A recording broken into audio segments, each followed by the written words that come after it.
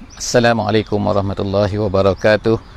Alhamdulillahirabbil alamin wassalatu wassalamu ala Rasulillah wa ala alihi wa sahbihi ajma'in. Alhamdulillah, bersyukur kita kepada Allah Subhanahu wa taala. Sekali lagi kita pada pagi ini dapat bersama-sama di dalam tadabbur harian daripada Al-Quran. InsyaAllah pada hari ini kita akan bersama-sama di muka surat 518 insyaAllah, iaitu kita telah memasuki awal surah Qaf. Ataupun insyaAllah kita telah beralih meninggalkan surah-surah Madaniyah dan kita akan mula memasuki ke surah-surah Makiyah. InsyaAllah tidak beberapa lama lagi, tidak beberapa muka surat lagi, insyaAllah kita akan mula memasuki juzuk yang ke-27.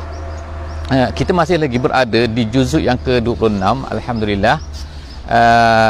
Tapi berada pada penghujung. InsyaAllah 2-3 muka surat lagi kita akan mula memasuki juzuk yang ke-27.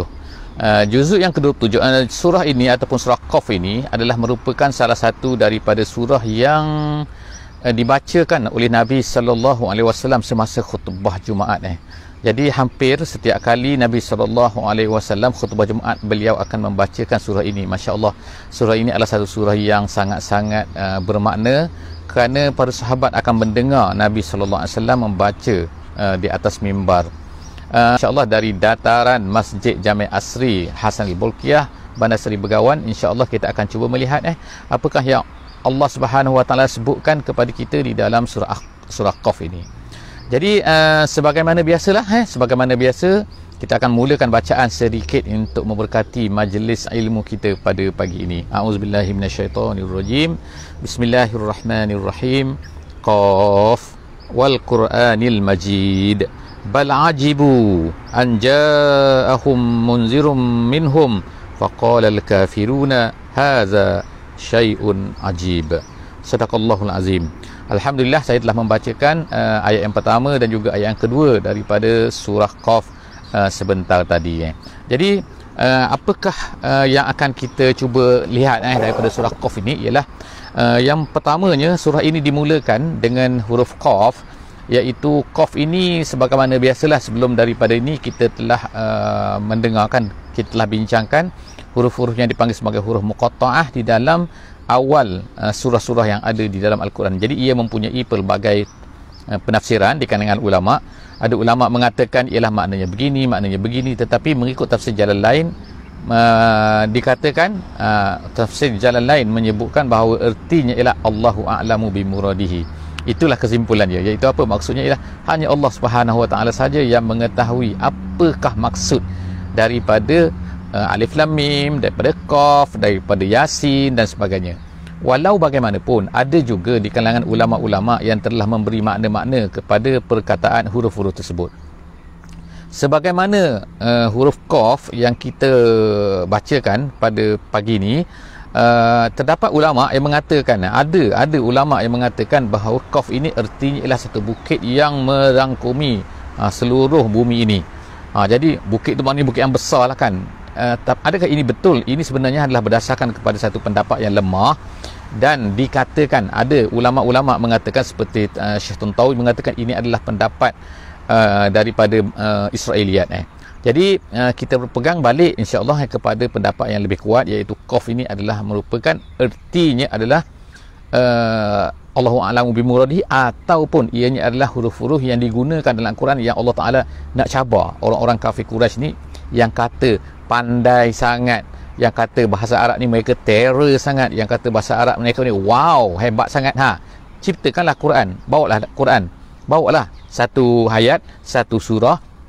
Mampu tak mampu? Jadi itu adalah cabaran. Itu adalah pendapat yang kuat, yang dikatakan kuat oleh Syekh Said At-Tantawi di dalam kitabnya Al-Wasit. Seterusnya kita pergi kepada yang selepas daripada itu. Allah Subhanahu Wa Taala kata wal Qur'anil Majid. Wal Qur'anil Majid. Majadan ini ialah artinya ialah al-karam ataupun asy-syaraf, iaitu kemuliaan. Seperti dikatakan bahawa apabila unta dia turun ke satu tempat yang mana banyak sangat rumput, jadi dikata majadatil ibil. Majadatil ibil tu maknanya wah, unta tu bertuah lah. Kenapa? Kerana dia memperolehi banyaknya rumput di tempat tu, maka dia makan dengan selesa, dengan suka hati dan sebagainya kan. Jadi itu majd.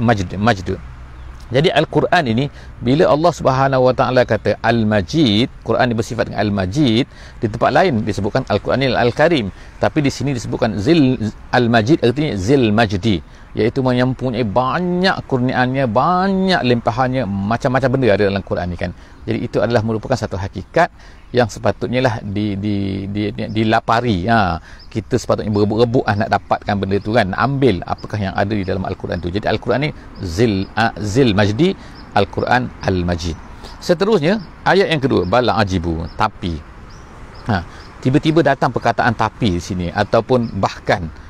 Jadi ulama-ulama kata sebenarnya apabila datang bahkan ini artinya lah ada seolah-olah benda yang dimahzuhkan, iaitu sebenarnya boleh difahami secara tidak langsungnya bahawa ada benda-benda yang dimahzuhkan, iaitu apa kan? Allah Subhanahu Wa Taala dah turunkan kepada Nabi Muhammad begini kan. Nabi Muhammad, Nabi kita sallallahu alaihi wasallam dah bawa Quran, bawa kebenaran kan. Tapi apa yang berlaku ialah mereka ni, orang-orang Quraisy ni, orang-orang kafir ni, orang-orang yang tak mau beriman ni, mereka menolak.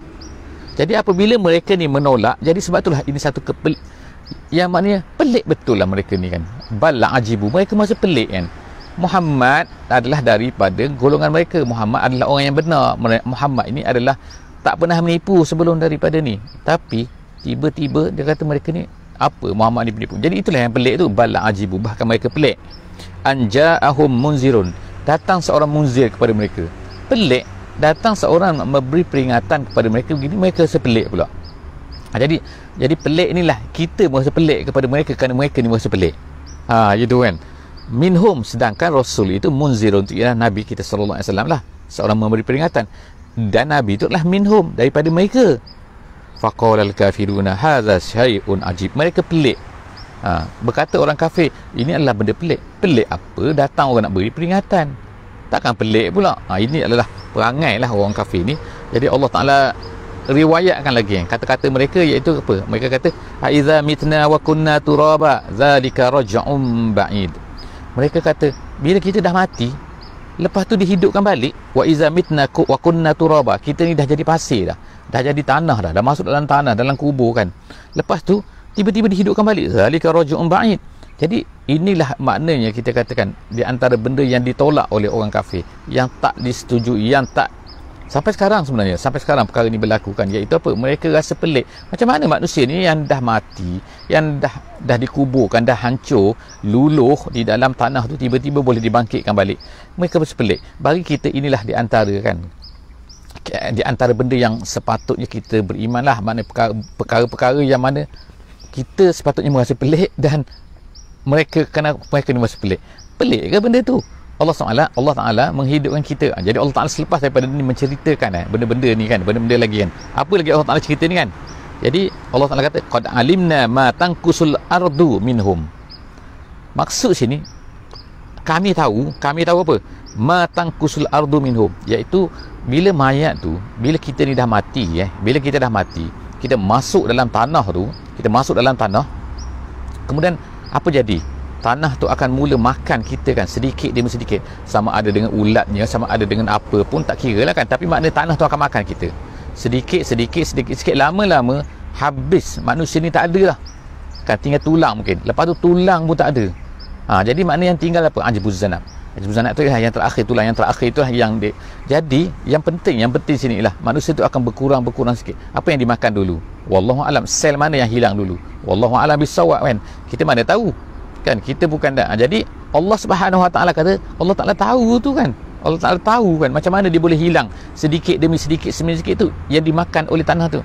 Maknanya kalau kita katakan, kalau benda tu Allah Taala tahu kan, jadi takkan Allah Taala tak ada nak hidupkan balik, hanya just reverse balik kan. Reverse kan, kalau kita kata tengok video sekarang kan, bukan gitu kan.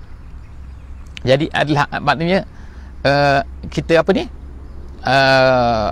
kita apa ni, di reverse balik macam kata video kan. Video tu kan dia pusing balik. Kau dah makan sikit boleh ulang balik kan. Mana Allah Ta'ala nak hidupkan balik, apa payahnya benda tu kan. Jadi seterusnya Allah Subhanahu Wa Ta'ala berkata kat sini, kata aiza mitna wa, iaitu qad alimna ma tankusul ardu minhum, apa yang hilang daripada mereka, apa yang dimakan oleh bumi itu, wa indana kitabun hafiz, di sisi kami Allah Ta'ala kata ada kitabun hafiz, kitabun hafiz maknanya kitab yang terjaga lah Tapi apa maksud sini? Maksud kitabun hafiz ni ialah Lauh Mahfuz. Nama dia Lauh. Lauh ni ialah satu apa ni? Lauh lah kan, satu papan yang macam tu kan. Contoh itu dia panggil lauh lah dulu kan. Dulu orang tua-tua dulu lah kan, zaman-zaman dulu tahun 60-an 50-an dulu guna lauh je. Satu papan sekeping tu. Itu lauh. Iaitu satu benda yang sekeping yang mahfuz, yang terjaga. Yang terjaga tu maksud apa? Tidak boleh diubah, tidak boleh disentuh, tak boleh ditengok kan, tak boleh jadi semua benda tak tahu kecuali Allah Subhanahu Wa Taala saja yang tahu. Jadi dipanggil juga ini dipanggil apa? Kitabun hafiz. Itu yang kitabun hafiz. Seterusnya ialah ayat yang kelima, bal kazzabu bil haqqi, bahkan mereka itu mendustai. Bil haqqi iaitu dengan kebenaran. Dengan satu benda yang benar, iaitu apa? Nabi Muhammad SAW lah. Iaitu apa? Al-Quran lah. Bal kazzabu bil haqqi lamma ja'ahum, apabila datang kepada mereka, apabila Nabi kita tu datang kepada mereka, mereka itu mendustai mereka, fahum fi amrin marij. Bahkan Allah Ta'ala kata, bahkan mereka ini dalam keadaan marij. Marij ni apa? Marij ni maknanya terjemahan ni kacau lah, kacau bilau tapi maksud marij ni ialah ikhtalata ataupun kalau dalam bahasa Arab lah dia kata faqada as-sabat, iaitu satu benda yang tak tetap Sebagai contohnya, kalau orang Arab ni kan dia guna marajal khatam apa ni?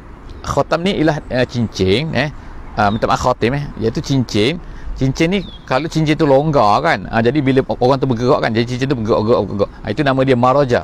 Jadi maraja tu maknanya bergerak-gerak yang tidak apa ni kita nak kata, tidak sabat lah tidak tetap tidak tetap pada jari tu. Jadi Allah Subhanahu Wa Taala menggunakan perkataan ini iaitu fi amrin marij. Mereka ni confused sebenarnya. Apa tanda confuse mereka? Sekali mereka kata Muhammad ni gila, sekali mereka kata Muhammad ni tukang sihir, sekali mereka kata Muhammad ni adalah nak ni, macam-macam Jadi maknanya mereka tu tak tetap tuduhan mereka tu tidak tetap, nak menunjukkan apa? Bahawa mereka ini sebenarnya marij. Marij, kacau bilau, ikhtalata ni, bercampur aduk, tak betul ni kan. Itu kan. Jadi Allah Subhanahu Wa Taala kata fahum fi amrin marij. Kemudian ayat yang ke-6, afalam yamzuru ila sama. Sekarang ni Allah Ta'ala nak bawa kalau kamu ni tak percaya, okey sekarang tak apa, kamu tengok sekarang ni. Kamu tak tengok ke ila sama, ke langit sana, fauqahum, di atas mereka, kaifa banainaha wa zayyannaha wa ma laha min furuj. Allah Ta'ala yang kata yang pertama sekali ialah kami bina dia. Awak boleh bina? Ada siapa boleh bina langit tu? Duduk di atas, apa-apa yang tergantung semua tu kan, dengan planetnya, dengan bintangnya, dengan mataharinya dan sebagainya, kamu boleh bina? Yang pertama, wa zayyannaha, kemudian kami hiaskan dia tu dengan awannya, dengan bintangnya, dengan cantiknya kan, zayyannaha. Kemudian yang ketiga lagi Allah Ta'ala kata wa ma laha min furuj. Furuj ni ialah al-faraju, ni artinya ialah yang terbelah satu benda yang maknanya yang syaqqa, iaitu satu benda kemudian yang terbelah, kemudian ada dua bahagian macam tu, itu nama dia al-faraju. Jadi apa ni, Allah SWT menggunakan perkataan al-furuj ni, wa ma laha min furuj, makna ada benda ke yang retak, ada benda ke yang terbelah, ada benda ke yang renggang-renggang. Kalau kita tengoklah kan kereta contoh kan, kalau kereta, orang buat kereta sekarang kan, dengan pintunya, dengan ni kan, kita tengok kan macam tepat lah, tapi cuba ukur betul-betul, mesti ada juga renggang, nampak renggang kan. Bila dia pasangkan ni, dia pasang bonet ni, dia pasang pintu dan sebagainya kan, memang kalau kata ini adalah Toyota, so pasang belah pintu Toyota yang moden ni kan, contoh kan. Tapi ada, cuba ukur betul-betul, ada tak? Akan ada juga sikit kan. Itu hebat loh kita teknologi tu kan, guna robotnya, guna komputernya kan. Manusia mampu tak mampu kan. Jadi kan ada juga renggan kan. Tapi tengok bumi, ada tak terbelah ke apa ke? Ada tak? Ada tak ada kan. Jadi dengan kehebatan, dengan kebesaran ni, bukan buat kereta ni langit langit Jadi Allah Subhanahu Wa Taala kata wa ma laha min furuj. Tak ada furuj, tak ada renggang-renggang, tak ada apa ni terbelah-belah kan, tak ada terbuka kan. Wal arda, itu satu langit, kau tengok ke bawah pula. Wal arda, dan bumi, madadnaha, kami hamparkan dia. Wa alqaina fiha rawasiya, dan kemudian kami letakkan bukit-bukit pula pada dia kan. Di sini ada bukit ni, ada bukit ni, ada bukit ni. Kemudian wa ambatna fiha, kemudian kami tumbuhkan min kulli zaujin bahish. Dengan apa? Dengan pohon-pohon. Dengan pohon-pohon ni, zaujin tu maknanya ialah pokok lah ataupun kita kata kalau ikutnya ialah pasangan tapi maknanya ialah pokok tu yang apa? Bahish tu cantik kan. Masya Allah kan. Kami tumbuhkan pokok-pokok yang cantik kan. Bahjah tu artinya ialah ya Allah, macam suka hati kita tengok kan. Bahjah, oh bahjah ni keceriaan kan. Pokok yang ceria kan. Tengok kan, kalau tidak ada pokok kan kita rasa macam oh tak ceria kan. Okey, jadi insya-Allah ayat yang ke-8 tabsiratan. Semua tu kenapa? Jadi Allah Taala sebutkan dalam ayat yang ke-8 ialah the why dia. Dia kenapa? Kenapakah Allah Taala jadikan semua benda ni ialah tabsiratan, supaya mereka ni tengok. Bukan supaya mereka ni fikir macam mana ni kan. Jadi tengok tu tengok dengan mata dan juga tengok dengan hati lah. Kan bukan tengok dengan mata saja. Tengok dengan mata ni oh cantik, lepas tu ambil gambar, ambil selfie, lepas tu wow, itu saja kan. Tak, tafsiratan, tengok dengan mata, tengok dengan hati. Wa zikra, mengambil peringatan. Jadi ada dua sini, tafsirah, tengok, kemudian zikra, ambil peringatan. Likulli abdin munib, bagi orang-orang yang munib, hamba-hamba yang munib. Munib ni apa? Iaitu kasirul rujuk, iaitu yang banyak kembali kepada Allah Subhanahu Wa Taala, mentaati Allah Subhanahu Wa Taala dengan apabila apa yang mereka lihat ni. Seterusnya Allah Taala kata wa nazzalna minas sama' ma'an. Banyak sangat ni Allah Taala sebutkan nikmat-nikmat dia kan. Allah Taala sebutkan macam-macam kehebatan dia kan. Jadi nak tunjukkan juga kepada manusia supaya manusia ni berfikirlah bahawa sebenarnya banyak benda lah kan yang menunjukkan kehebatan kuasa Allah Subhanahu Wa Taala. Jadi mereka tak percaya juga, mereka tak nak beriman juga. Apa benda lah manusia ni kan. Seterusnya Allah Taala kata apa tu? Iaitu wa nazzalna minas sama' ma'an. Turunkan daripada langit pula apa tu? Hujan. Hujan, air ni daripada mana? Ma'an. Aku tahu ma'an apa tu? Ma'an mubarakan. Air hujan yang mubarak. Mubarak ni artinya ialah kasirul barakah, kasirul khairat. Air maknanya yang mempunyai banyak manfaatnya. Ulama terjemahkan iaitu kasirul manfaah. Manfaat kepada manusia. Hujan kan macam-macam. Memanglah kadang-kadang kata ada orang kena banjir sebab hujan kan. Tapi kalau tak ada hujan, Allah Ta'ala banjir, itu nak cuba manusia lah satu part ni. Tapi air hujan kepada manusia ni kan banyak manfaatnya, lebih banyak daripada kita kata kadang-kadang Allah Ta'ala nak uji tu. Jadi kita tengok pada manfaatnya. Kalau okey lah kalau kata manusia tak nak hujan, okey stop hujan langsung atas dunia ni, apa akan jadi? Air tawar tak ada kan, sungai pun tak ada, sungai pun akan kering kan. Dah hujan tak ada, jadi hujan di hulu sungai akan mengalirkan sungai tu kan, mengalirkan sungai sampai boleh dimanfaat oleh kita. Kita buat dam, kita ambil air dia, kita boleh minum. Tengok kan di setengah-setengah tempat kan air pipe tak ada kan, apa tak ada kan, tercemar dan sebagainya kan, tercemar kan. Bila tercemar dah susah dah manusia. Jadi nak menunjukkan betapa banyaknya manfaat air ni kan. Allah Ta'ala jadikan kan, kita tak perlu beli. Maksud tak perlu beli sebab pipe lah kan. Air pipe tu kan sebab itu, sebab orang tu pump kan. Jadi tapi air tu sendiri adalah percuma kan, kalau ikutnya kan. Percuma, jangan nak air percuma pula kalau tak pergi ambil sendiri lah di sungai tu kan, tu percuma. Jadi Allah Subhanahu Wa Ta'ala katakan wa nazzalna minal ma'an mubarakan. Allah sifatkan ma' tu dengan air yang diberkati, di banyak manfaat. Fa'ambatna bihi, dengan air sungai tu, dengan air sungai dengan air laut, dengan air yang turun tu, air tawar tu kan, bukan air masin. Air masin tak boleh menumbuhkan dah. Dengan tu fa'ambatna bihi jannatin. Jannatin maknanya kebun-kebun. Lahirlah kebun-kebun. Kemudian tu apa? Wahabbal hasid. Habba ni ialah habbun, iaitu bijian. Bijian yang kita boleh gunakan untuk buat gandum ke, untuk padi ke, untuk beras ke, untuk skoi ke, untuk bali ke, semua tu adalah, itu namanya habbun. Jadi Allah Ta'ala kata habbal hasid. Hasid ni ialah sifat kepada hab, iaitu maksudnya hab yang dituai. Jadi hasid tu ialah maksud artinya kan. Ulama-ulama tafsir kata hasid dengan makna maksud. Jadi apa ni, ini nak menunjukkan apa kan, bahawa semua ni adalah datangnya daripada air yang Allah Ta'ala kirimkan kan.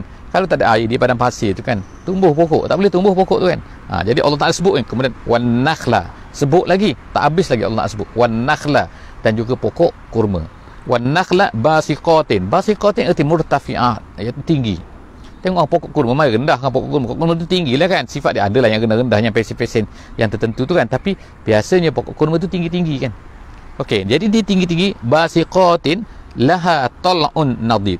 Dan pada dia tu pula, pada pokok kurma tu pula ada apa, tal'un. Tal'un tu orang sebut kita kan, tala'a, kita menyanyi kan, tala'al badru alaina. Tala'a tu apa maksud dia? Tala'a tu ialah yang mula-mula muncul tu.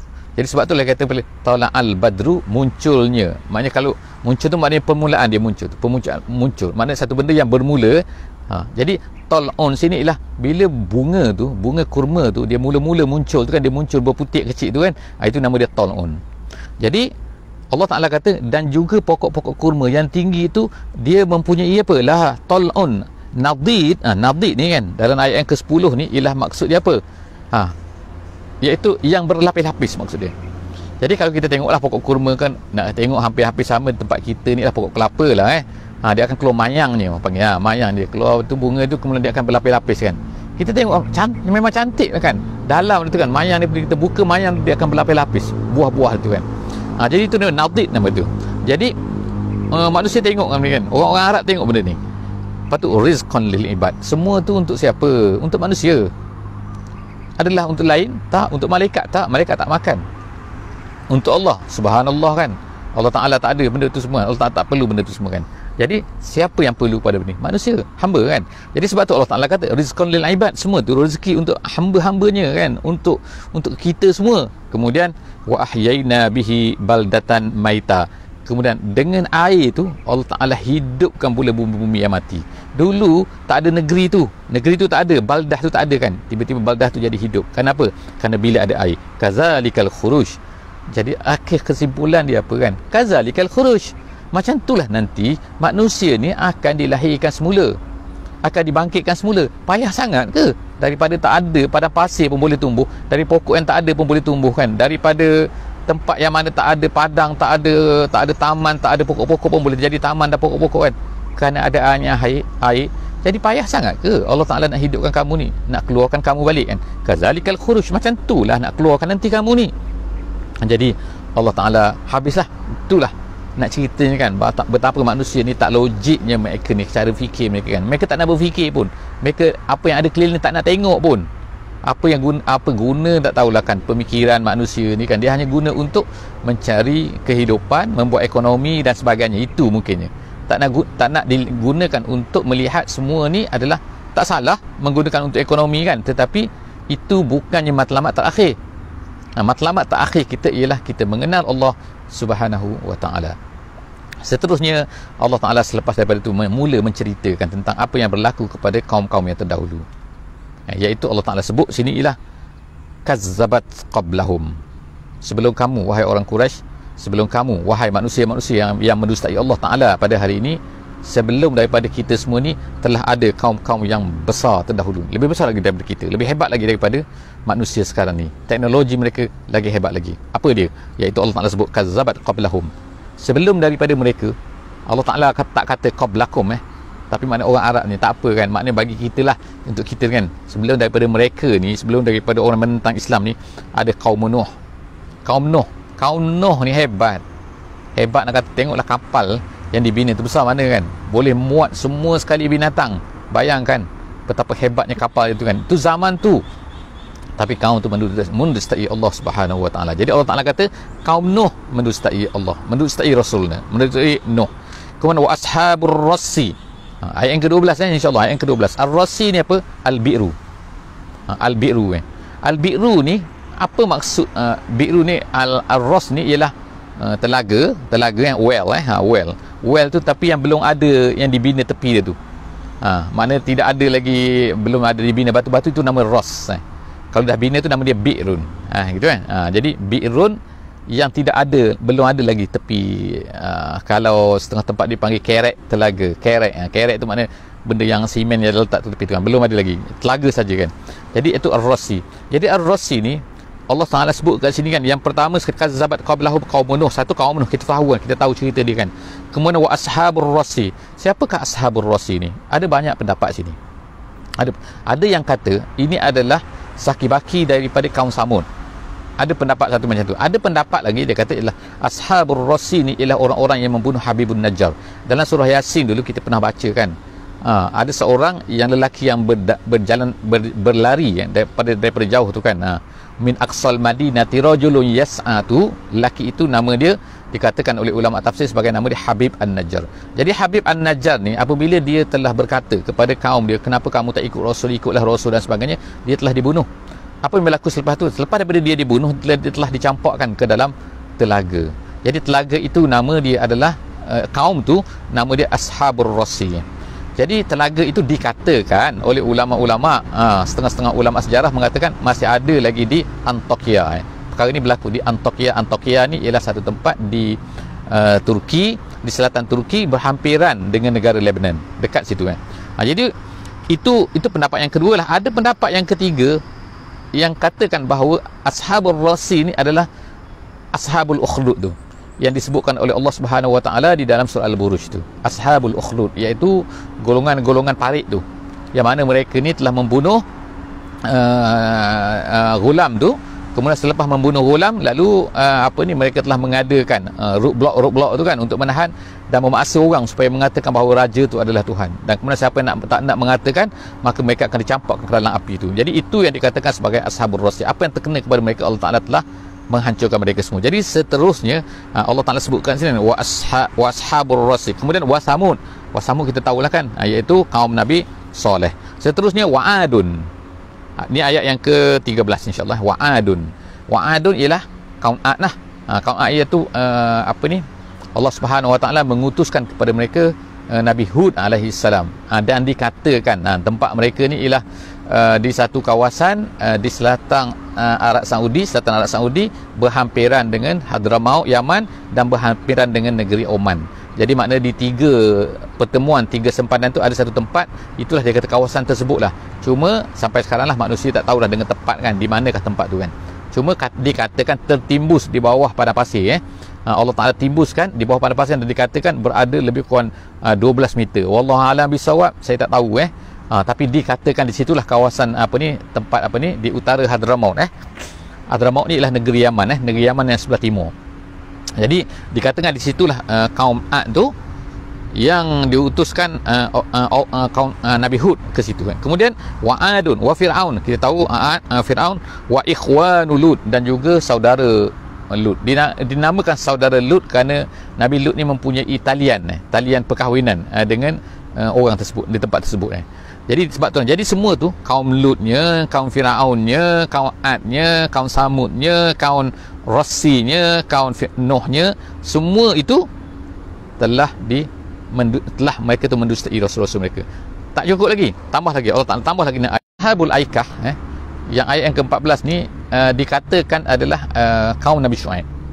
Kaum Nabi Syuaib dinamakan Ashabul Aikah. Aikah ni artinya ialah tempat yang penuh pokok, yang banyak pokok. Aikah.